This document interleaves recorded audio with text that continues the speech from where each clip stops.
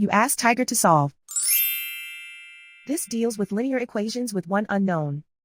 The final result is x equals 3. Let's solve it step by step.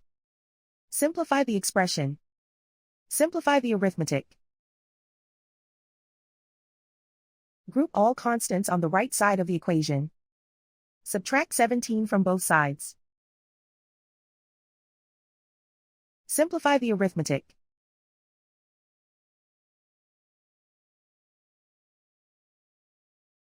Isolate the x. Divide both sides by -7. Cancel out the negatives. Simplify the fraction. Cancel out the negatives. Find the greatest common factor of the numerator and denominator. Factor out and cancel the greatest common factor. And so the final result is x equals 3.